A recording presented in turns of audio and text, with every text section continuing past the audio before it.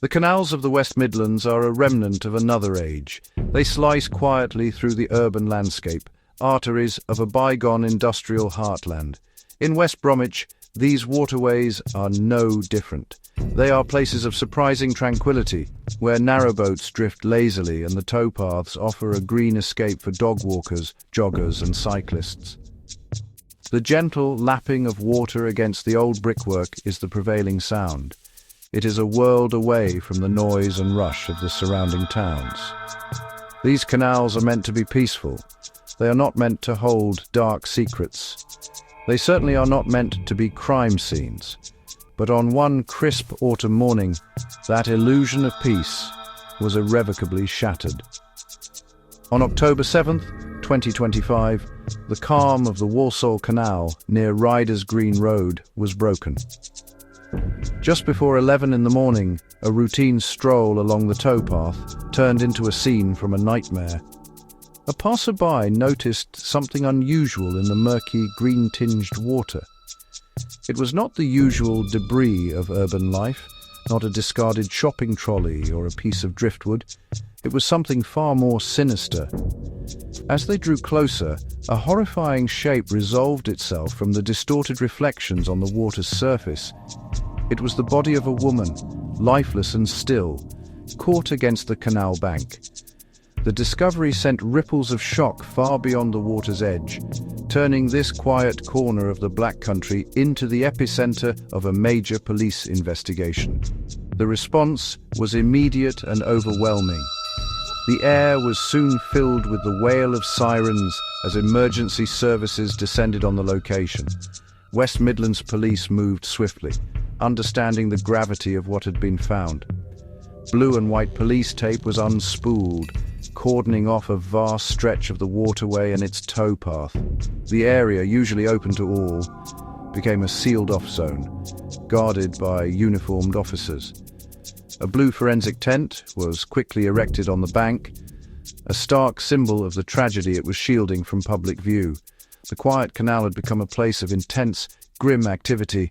Every action was precise, every movement calculated, as the process of uncovering the truth began in earnest. This was not a tragic accident. The circumstances were immediately deemed suspicious, and the police investigation shifted gears with alarming speed. Within hours, what was initially an unexplained death was officially declared a murder inquiry.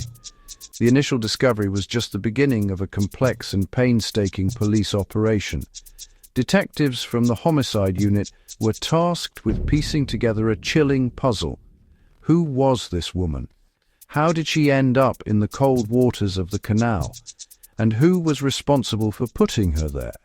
The questions hung heavy in the air, as a community was forced to confront the grim reality that a killer had walked among them.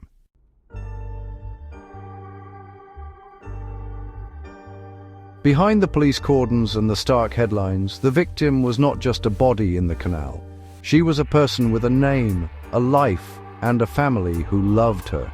She was identified as 36-year-old Chereiss Bailey, a mother from the nearby town of Tipton. To her loved ones, she was known simply as Cher. As the news of her death spread, a wave of profound grief washed over those who knew her. The clinical details of a police investigation could never capture the essence of the person who had been lost. She was more than a case file. She was a daughter, a sister, a friend, and most importantly, a mother whose life had been brutally cut short, leaving a void that could never be filled. Her family, reeling from the devastating news, released a tribute that painted a vivid picture of the woman they had lost. They described her as a beautiful soul, a person who possessed an infectious energy and a deep-seated kindness. Her smile could light up the darkest days, they wrote, and her hugs were the best medicine.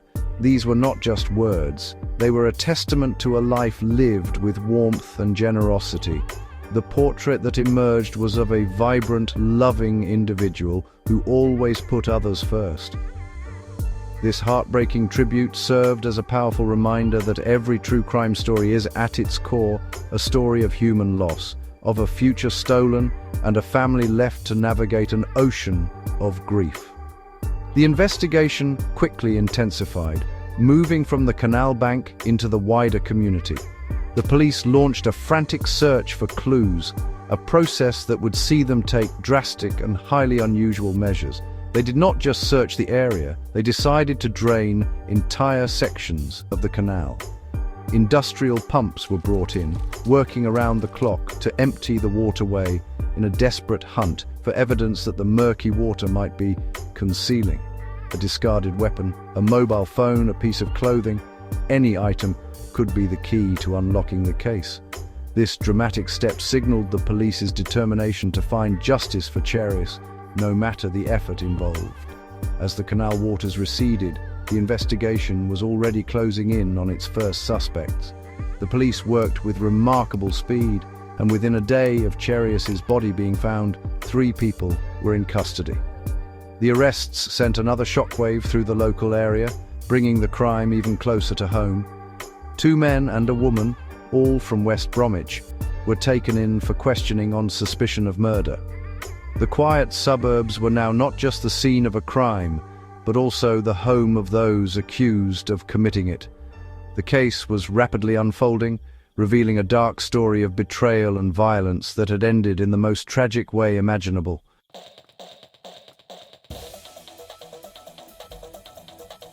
The morning of October 7th, 2025, began like any other in West Bromwich. The air held a crisp autumn chill, and the early light cast long shadows across the towpaths of the Walsall Canal. For one local resident, it was a morning for a quiet walk along the familiar path by Ryders Green Road. The scenery was part of their daily routine, a slice of industrial history softened by nature. The water was still, reflecting the grey sky above. But as they walked, something caught their eye. It was an object floating near the bank, bobbing gently in the water. At first glance, it was indistinct, perhaps just another piece of refuse that had found its way into the canal. It did not immediately register as something to be concerned about. As the walker drew closer, a sense of unease began to creep in. The shape was unnatural, out of place among the usual litter and fallen leaves. Curiosity turned to dread. The object was larger than it first appeared, and its form was disturbingly familiar. The horror of the situation dawned with sickening certainty. This was not debris, it was a human body, partially submerged in the cold, murky water. The peaceful morning was shattered in an instant, replaced by a chilling and unforgettable sight. The walkers' immediate reaction was to reach for their phone, their fingers fumbling to dial 999. The call, logged at 10:55 a.m., would set in motion a chain of events that would grip the entire community in fear and disbelief. The emergency services response was swift and decisive. The quiet hum of the suburban morning was abruptly pierced by the wail of sirens converging on Ryders Green Road. Multiple units from the West Midlands Police arrived within minutes, their vehicles lining the narrow streets adjoining the canal. Paramedics and fire crews were also dispatched to the scene, their presence a grim confirmation of the seriousness of the call. The first officers to arrive immediately worked to secure the area. They knew that in a potential homicide investigation, the first hour is critical. Every footprint, every disturbed piece of vegetation could be a vital clue. The initial discovery had now become a major incident. The focus of the operation was the recovery of the body, a process that had to be handled with extreme care and professionalism. Specialist divers from the police's underwater search unit were called in. They are trained to operate in the most challenging conditions, and the zero visibility water of the canal was no exception.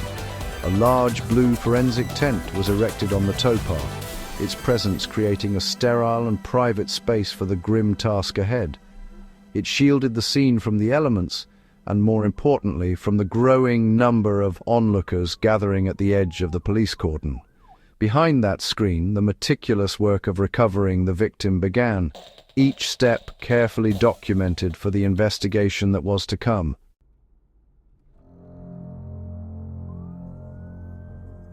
The area around Ryders Green Road was transformed. What was once a public thoroughfare became a sealed-off crime scene. Uniformed officers stood guard as a vast cordon was established, stretching for over 200 meters along the canal.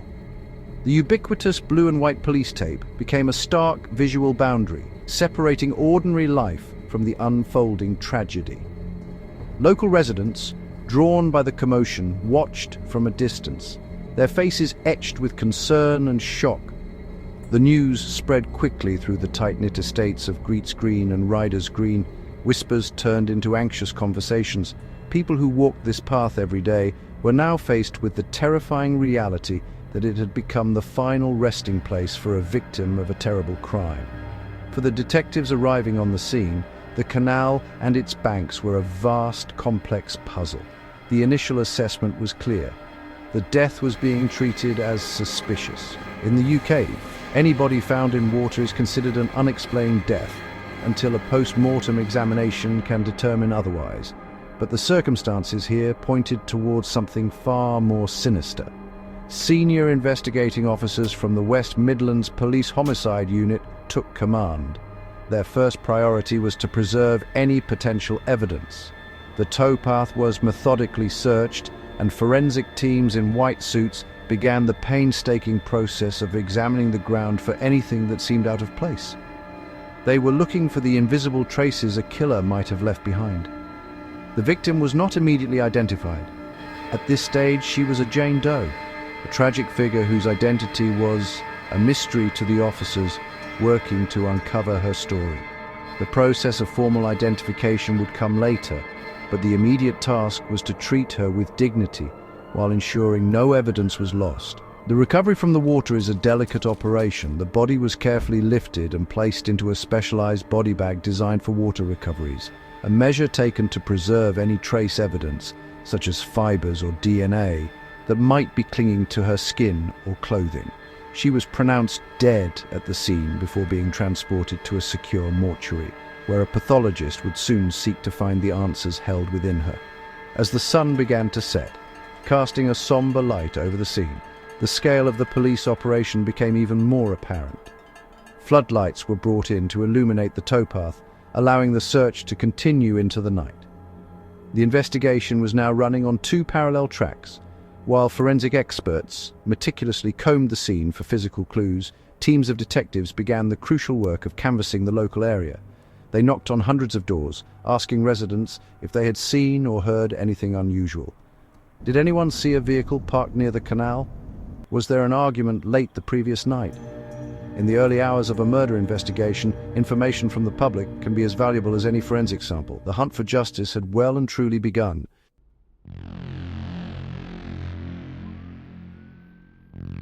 From the moment the call came in, West Midlands Police treated the discovery with the utmost seriousness. The initial designation of an unexplained death is standard procedure, but senior officers on the ground quickly recognized the hallmarks of something far more sinister. Within hours of the body being found, a major incident was declared. This is not just a procedural step, it is a critical decision that mobilizes significant resources from across the force. It signals that the investigation requires a dedicated team, a substantial budget, and a level of priority that overrides routine police work. The area around the Walsall Canal was now the focus of one of the force's most intensive and high-stakes operations, led by seasoned detectives from the homicide unit. The first and most visible sign of this major incident was the extensive cordon. The police locked down a huge section of the towpath, ensuring that the primary crime scene remained uncontaminated. This is a fundamental principle of forensic investigation. Every blade of grass, every footprint in the mud, and every discarded item could hold the key to identifying the perpetrator. Unauthorized access could destroy an irreplaceable clue. Officers stood guard at every entry point, turning away curious locals and redirecting pedestrians. The message was clear. This was now a sterile zone. The police were meticulously preserving the canvas on which the crime's final moments had been painted, protecting it until the forensic artist could arrive to interpret the scene. With the scene secure, the command structure of the investigation was formally established. A senior investigating officer, or SIO, took charge, responsible for every decision made from that point forward. This hierarchical approach ensures a clear line of command and a coordinated strategy. The SIO would oversee multiple teams working in parallel, forensic investigators combing the scene, search teams scouring the water, and detectives beginning the painstaking work of gathering intelligence. The declaration of a major incident also allows for streamlined communication with other agencies, such as the National Crime Agency or neighboring police forces, should the investigation require their expertise or resources. It was a clear statement of intent to bring all necessary force to bear on finding Chereiss's killer. The police presence was deliberately overt. It served a dual purpose. Firstly, it was a practical necessity for managing the large and complex crime scene. But secondly, it was a message to the community and to the perpetrator. To the community, it offered reassurance that the crime was being taken seriously and that authorities were in control. To the person or people responsible for Chereiss Bailey's death, the swarm of police activity was intended to apply pressure. It was a signal that there would be no stone left unturned. The blue lights flashing against the dark water were a promise of a relentless pursuit of justice, a pursuit that had now officially and powerfully begun.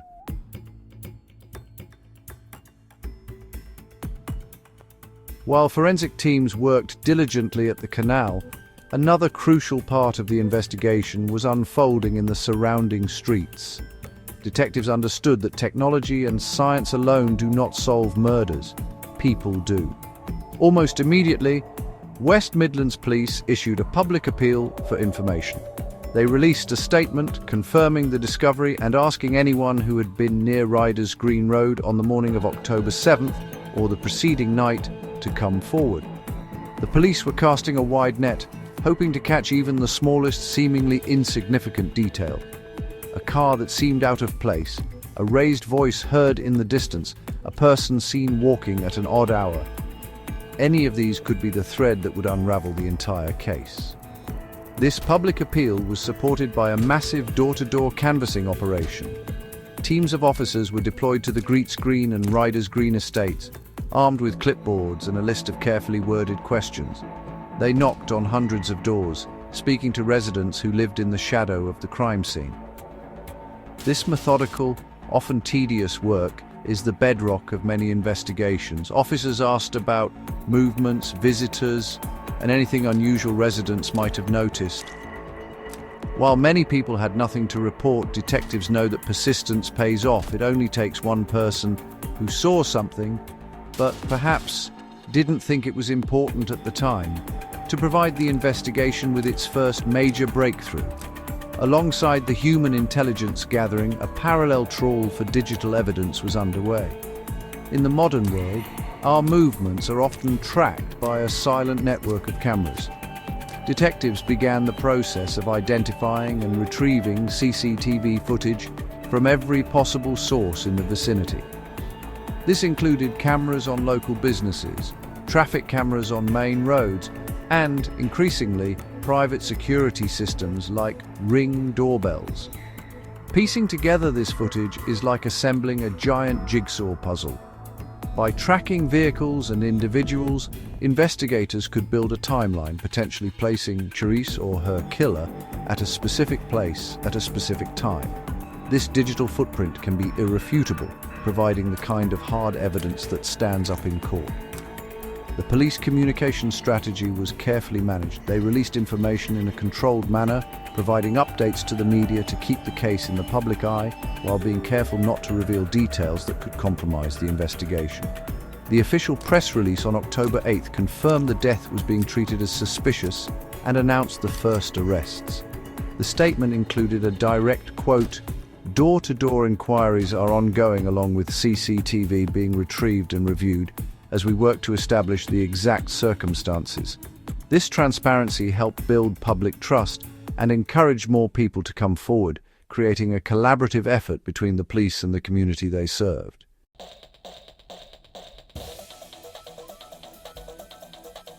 The body of Chereiss Bailey was transported under police guard from the canal side to a secure forensic facility.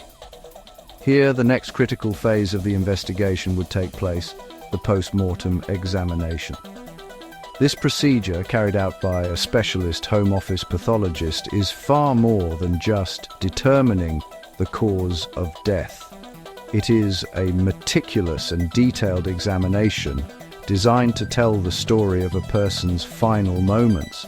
The pathologist would look for signs of drowning, but more importantly, they would search for evidence of an assault. Were there bruises, ligature marks around the neck, or defensive wounds on her hands and arms, suggesting she fought for her life? Every mark on her body would be documented, photographed, and analyzed. The results of the post-mortem are often the turning point in an investigation.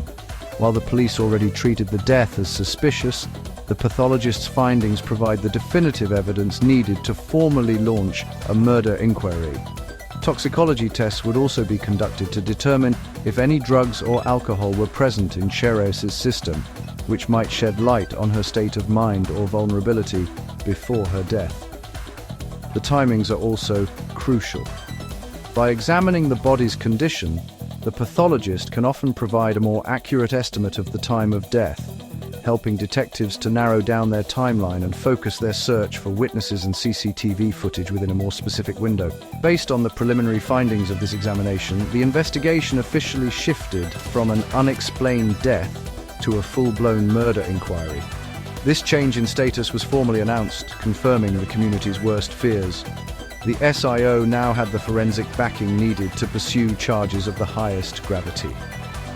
The focus of the investigation sharpened. It was no longer a question of if a crime had been committed, but a hunt for the person or people responsible for a calculated and violent act.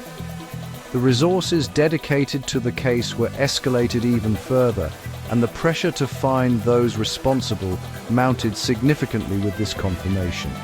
This formal declaration had a profound impact. For Chereiss's family, it was a devastating confirmation that their loved one had been violently taken from them. For the public, it solidified the sense of danger and fear that had been lingering since the discovery.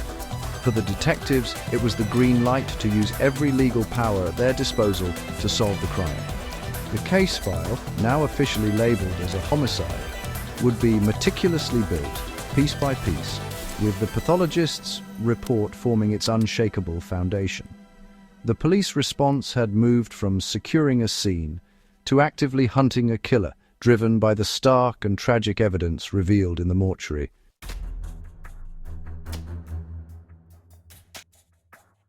With the investigation now officially a murder inquiry, the focus shifted to the intricate and demanding world of forensic science.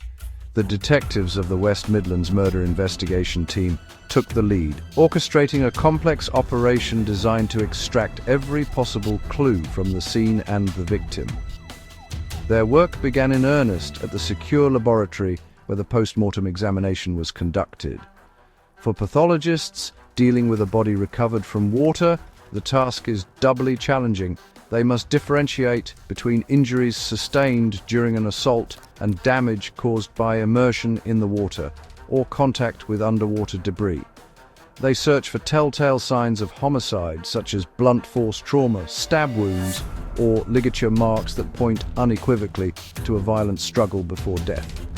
The post-mortem is a meticulous process that goes far beyond the surface. Samples are taken for toxicology screening to determine if the victim was drugged or intoxicated, which could indicate a level of vulnerability or incapacitation. Fingernail clippings are carefully collected, as they can contain traces of the attacker's DNA if the victim fought back. In Chereiss's case, while the specific results remain part of the ongoing investigation, this examination provides the irrefutable scientific foundation upon which the entire prosecution case is built. It helps establish a timeline, confirms the cause of death, and provides the first concrete pieces of evidence that can be linked directly back to a suspect, turning a theory into a prosecutable fact. Back at the canal, the forensic examination of the towpath continued with painstaking precision. Specialist officers, often on their hands and knees, scoured the muddy banks for what are known as prelèvements, minute samples of soil, vegetation, or fibers. The theory is simple but powerful. The killer may have left microscopic traces from their shoes or clothing at the scene, and they may have taken traces from the scene away with them. These samples would be carefully bagged, labeled, and sent for analysis, where they could be compared to any evidence found on the suspects or in their homes and vehicles. A single fiber or a unique soil composition can create a powerful link between a person and a place. This forensic hunt extends to the victim's clothing and personal effects. Every garment Chereiss was wearing is treated as a potential treasure trove of evidence. It is examined for foreign DNA, hairs, or fibers that do not belong to her. Using advanced techniques, forensic scientists can amplify even the tiniest, most degraded samples of DNA, generating a profile that can be checked against a national database or compared directly to a suspect. This level of detail is what often cracks modern murder cases.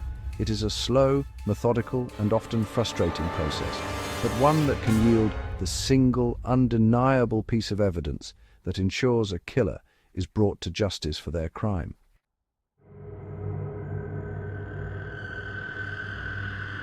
In a dramatic and highly unusual move, detectives made the decision to drain 2 entire sections of the Walsall Canal.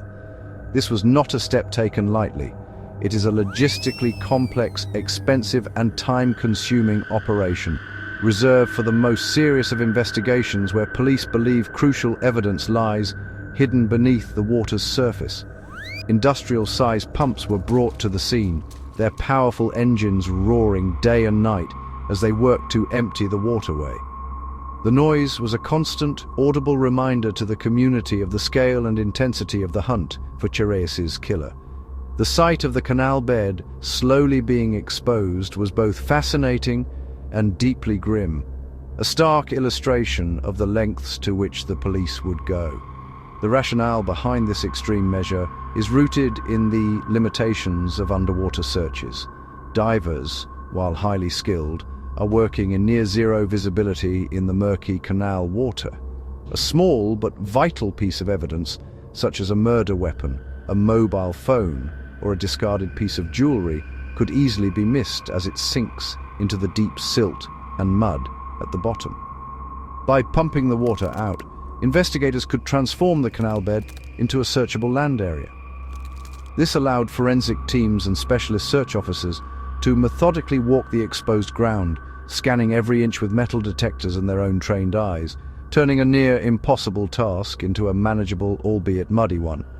As the water level receded, a grim new landscape was revealed. The accumulated debris of years lay exposed on the canal bed. Old bicycles, shopping trolleys, and countless other discarded items. Amidst this rubbish, the search teams began their meticulous work. They moved slowly and carefully through the thick, glutinous mud, each officer responsible for a specific grid section. Every item they found was examined, assessed for its potential relevance to the case, and, if deemed significant, carefully recovered, bagged, and sent for forensic analysis. They were searching for anything that could have been discarded by the killer in the moments after the crime, an object thrown into the water in a panicked attempt to conceal their guilt. This part of the investigation is a race against time.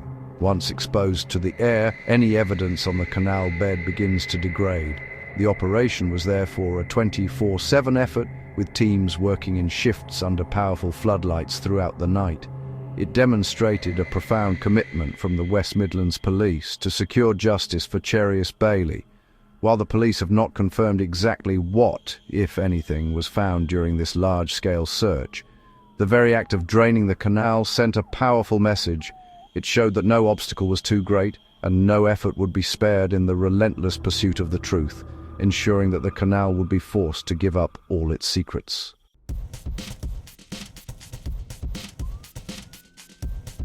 While the forensic work at the canal was a visible and dramatic part of the investigation, detectives were simultaneously working to weave together multiple other threads of evidence. The CCTV trawl proved to be a critical element. West Bromwich, like most urban areas, is monitored by a vast network of cameras. Detectives painstakingly collected and reviewed hundreds of hours of footage, from traffic cameras, local shops, and private doorbell systems. They were creating a digital tapestry mapping out the movements of people and vehicles in the hours leading up to and following the estimated time of Chereiss's death. This process can be incredibly tedious, but it often yields the breakthrough moment an investigation needs. The results from the door-to-door canvassing began to provide crucial context. While many residents had nothing to report, a few key pieces of information started to emerge. Some witnesses reported hearing raised voices or what sounded like an argument near the canal on the night before Chereiss's body was found. Another resident recalled seeing a white van parked in an unusual spot close to the towpath access point. While seemingly vague at first, these witness statements provided detectives with specific lines of inquiry. They could now cross-reference these sightings with the CCTV footage, looking for a white van or individuals in the area at the time of the reported argument. These human and digital threads were then combined with the emerging forensic evidence. For instance, if soil samples from the canal bank matched mud found in a suspect's vehicle, and that same vehicle was spotted on CCTV near the scene at the relevant time, a powerful narrative begins to form. Dr. Elena Vasquez, a forensic consultant with experience in such cases, explains the methodology. Investigators build a golden thread of evidence. CCTV places a suspect's car near the scene. Witness testimony corroborates a disturbance at that time. Forensics then links the suspect to the victim or the deposition site. It's about layering different types of evidence until the story becomes undeniable. It was this meticulous process of weaving together disparate pieces of information that started to point detectives in a specific direction. The fragments of data from witnesses, the digital footprints from cameras, and the microscopic clues from the forensic labs began to coalesce, forming a coherent and compelling picture of the crime. The investigation was no longer a wide-ranging search for any lead. It was now narrowing its focus, closing in on a small number of individuals. The net that had been cast so widely in the initial hours was now being drawn tighter, pulling the prime suspects out from the shadows and into the harsh light of the inquiry.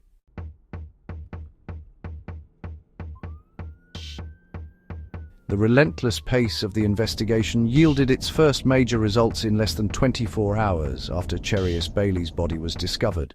The meticulous police work, combining forensic leads, witness statements, and CCTV analysis, had quickly pointed towards a small group of individuals. Acting on this rapidly developing intelligence, police executed a series of coordinated arrests. On October 8th, 3 people were taken into custody from addresses in the West Bromwich area. The swiftness of the arrests sent a clear signal that detectives were confident they were on the right track.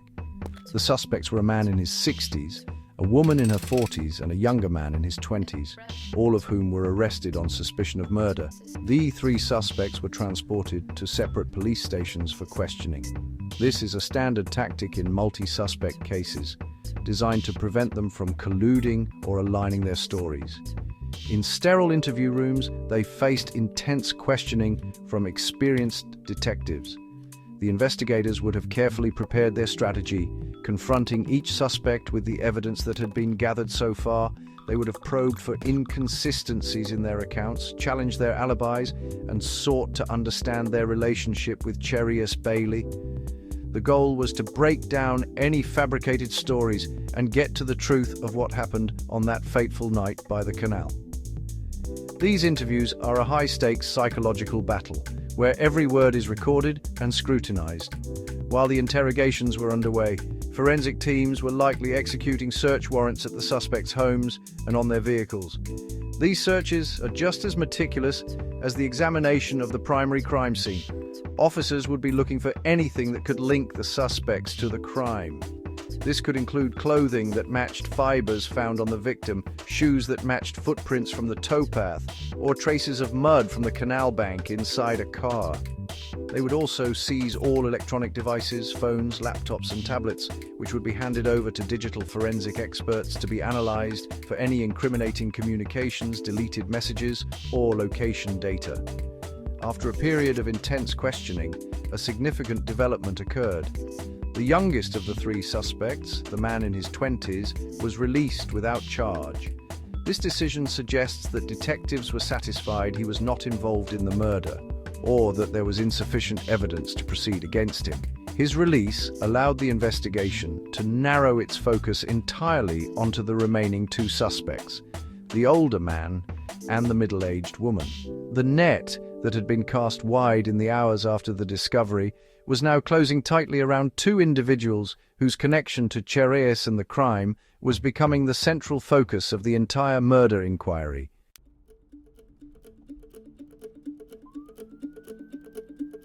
With the investigation now honed in on two prime suspects, the case moved swiftly towards the justice system.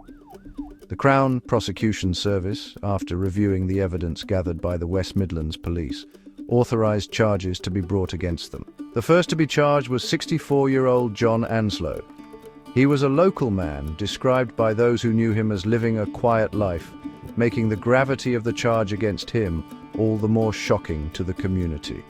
He was charged with the murder of Chereiss Bailey, the most serious offence in the criminal code. This charge indicated that the police and prosecutors believed they had sufficient evidence to prove he was directly responsible for her death. The second suspect, 41-year-old Hayley-Marie Ferguson, faced a different but equally serious set of charges. She was not accused of the murder itself, but of assisting an offender and preventing a lawful and decent burial. These charges paint a dark and disturbing picture. The prosecution's case alleges that she was involved after Chereiss had been killed, and that she actively helped to conceal the crime. Specifically, the charge of preventing a lawful burial suggests she played a role in the disposal of Chereiss's body in the canal. Together, the charges against Anslow and Ferguson suggested a conspiracy of two, a shared grim secret that ended in a horrific act. On October 10th, just 3 days after Chereiss's body was found, both John Anslow and Hayley-Marie Ferguson appeared before Wolverhampton Magistrates Court for their first hearing. These initial appearances are typically brief, serving to formally read the charges and deal with matters of bail and custody. Anslow, facing the murder charge, spoke only to confirm his name, age and address. Ferguson appeared similarly subdued, her expression described by court reporters as stone-faced. The gravity of the situation was palpable in the courtroom as the details of the case were outlined for the first time in a public forum, confirming the community's worst fears. Due to the seriousness of the charges, the case was immediately sent to the Crown Court. The magistrates remanded both suspects in custody, meaning they would be held in prison while they awaited their next court appearance. John Anslow was scheduled to appear for a plea and trial preparation hearing in November, a date when he would be expected to formally enter a plea of guilty or not guilty. The legal process was now in motion, but for the public and for Chereiss's grieving family, the court proceedings offered few immediate answers. The motive remained a mystery, and the precise details of what led to such a brutal and tragic end for a beloved mother were yet to be revealed.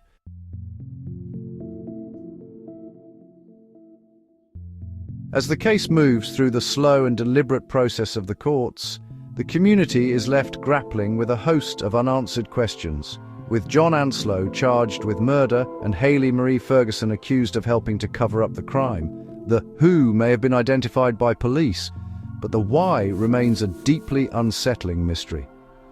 What could possibly motivate someone to commit such a violent act and then discard a body in the cold public waters of a canal?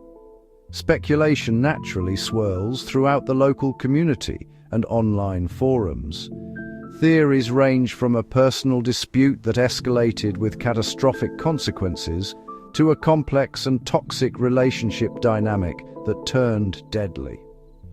The lack of a clear official motive leaves a vacuum that is quickly filled by rumour and conjecture. One of the most persistent questions is about the choice of location. Why the canal? On one hand, it seems like a primitive and desperate place to dispose of a body, a place to make something or someone disappear. However, as a disposal site, it is incredibly risky. The towpaths are popular with the public, and the canals are overlooked by houses and businesses. As forensic expert Dr. Elena Vasquez notes, perpetrators often underestimate how quickly a body can surface in water due to decomposition gases, and they fail to account for the sheer volume of potential witnesses and CCTV in urban areas. This suggests the act may have been born of panic rather than careful planning, a frantic attempt to hide a terrible deed under the cover of darkness. The relationship between Chereiss Bailey and the two accused individuals, Anslow and Ferguson, is central to understanding the potential motive. Police have remained tight-lipped about how they were all connected, but this is where public speculation is most intense. Was it a friendship gone wrong, a love triangle, or a dispute over money? Friends of Chereiss described her as street-smart but trusting, a portrait of a person who may have been vulnerable to deception or betrayal. The charges against Ferguson of assisting an offender add another layer of complexity, suggesting a possible conspiracy or a situation where one person was manipulated or coerced by another. Each theory paints a different but equally tragic picture of Chereiss's final hours. Ultimately, these theories will remain just that, speculation, until the evidence is presented in court. The trial will be the arena where the prosecution lays out its narrative, built from the painstaking work of the forensic teams, detectives, and witness testimonies. Only then will the full story of the events leading to Chereiss's death be told. Until that time, the community is left to wonder about the dark currents running beneath the surface of their quiet town. The case serves as a chilling reminder that the most shocking acts of violence often stem from the most ordinary and relatable of human emotions: jealousy, anger, and betrayal, twisted into something monstrous.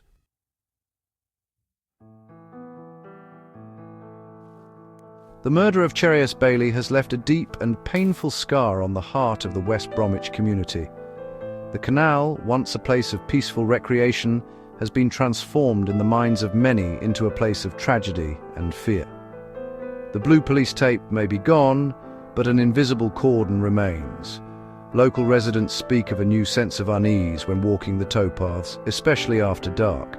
The crime has shattered the illusion of safety, reminding everyone that darkness can lurk in the most familiar of places. This collective trauma is palpable. It is discussed in hushed tones in local shops, pubs, and on social media, a shared wound that will take a long time to heal. In the face of this tragedy, however, the community has also shown its capacity for compassion and solidarity. In the days and weeks following the discovery, a makeshift shrine appeared on the towpath near Ryders Green Road. Bouquets of flowers, handwritten cards, and teddy bears were laid in tribute to Chereiss. These simple, heartfelt gestures were a way for people, many of whom never knew her personally, to express their grief and show their support for her heartbroken family. These tributes transformed the site of the crime into a place of remembrance, a powerful and public declaration that Chereiss Bailey was not just a headline, but a beloved member of the community whose loss was deeply felt. The impact on Chereiss's family is immeasurable and everlasting. Their public tributes spoke of a beautiful soul and a fantastic mum, words that now echo with profound sadness. They are left not only to navigate their own private ocean of grief, but also to face the ordeal of a public trial. For them, every news report, every court hearing is a fresh reminder of their loss. Community-led initiatives, such as online fundraisers and planned vigils, have emerged to offer practical and emotional support, a small comfort in the face of an unimaginable tragedy. These efforts underscore the community's desire to stand with the family and ensure that Chereiss's memory is honored with love and dignity. As the legal proceedings continue, the police are still appealing for information. They have urged the public to call with any detail, no matter how small, quoting log number 1587 of October 7th. Anonymous tips can also be given through Crime Stoppers. This ongoing appeal highlights that while arrests have been made, the quest for a complete picture of the crime is not over. Every piece of information helps to ensure that the case presented in court is as robust as possible. For the community, participating in this process is a way of fighting back against the fear, a way of ensuring that justice for Chereiss is not just a police matter, but a collective responsibility.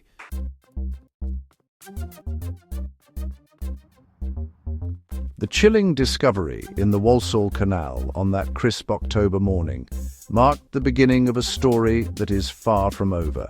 It is a narrative of profound tragedy, meticulous police work, and a community plunged into a state of shock and mourning.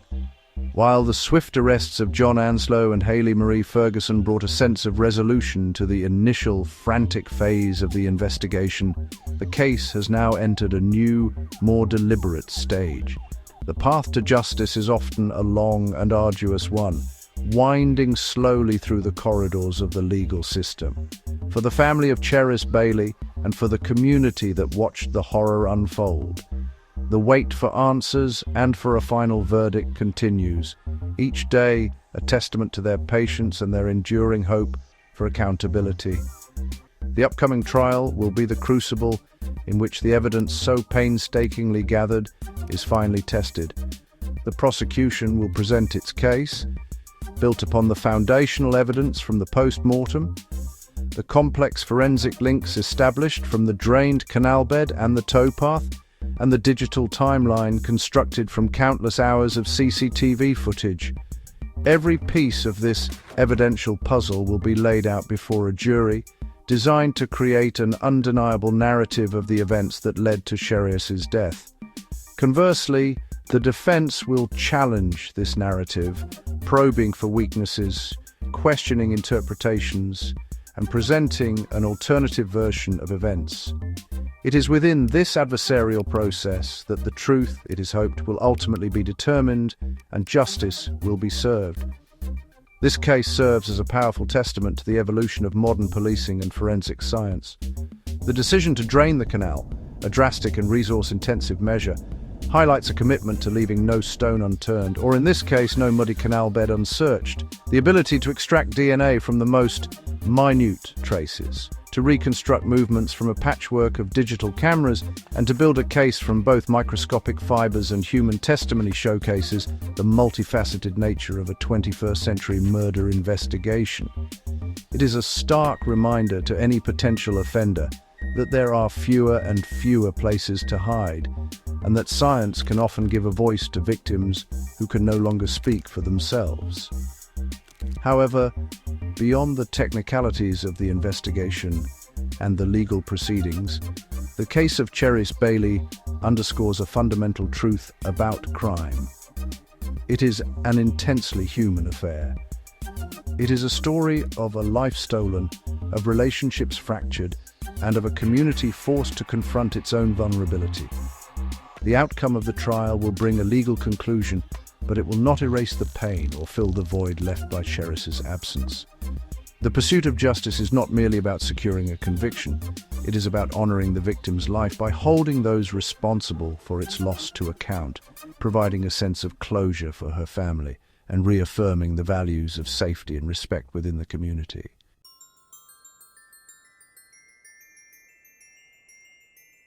As the legal process unfolds, the memory of Chereiss Bailey must not be lost amidst the clinical details of court proceedings and evidence lists. Her family's poignant tribute, describing her as a beautiful soul with a smile that could light up the darkest days, is the portrait that should endure. She was a mother, a daughter, a sister, and a friend, and her legacy is one of love and light, not the darkness that consumed her final moments. The community's response, with its heartfelt floral tributes and messages of support, has already begun the important work of ensuring she is remembered for the life she lived, not just the way she died. This collective act of remembrance is a powerful antidote to the violence that sought to erase her. The tragedy also serves as a somber call for vigilance and awareness. It is a stark reminder that behind the familiar facades of our neighborhoods, people can be suffering in silence, and disputes can escalate with devastating consequences. It encourages us to be more attentive to the well-being of those around us, to foster communities where people feel safe enough to seek help and where signs of distress are not ignored. The questions raised by this case about relationships, vulnerability, and personal safety are ones that every community must continually ask itself. Honoring Chereiss's memory also means learning from this tragedy, in the hope of preventing another family from ever having to endure such unimaginable pain.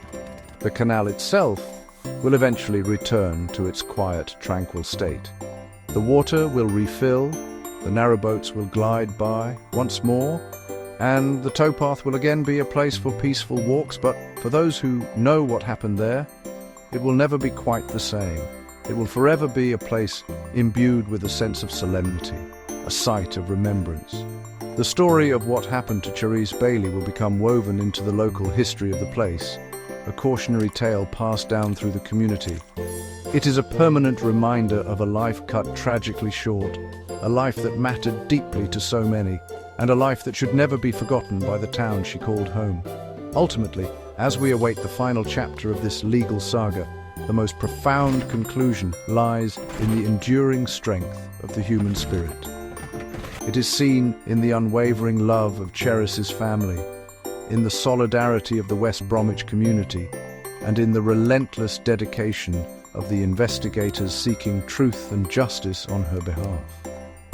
While the crime itself was an act of profound darkness, the response to it has been one of light, of compassion, resilience, and an unshakable belief that a life so brutally taken must be honored with justice and remembered with love. That, more than any court verdict, will be the lasting legacy of Chereiss Bailey.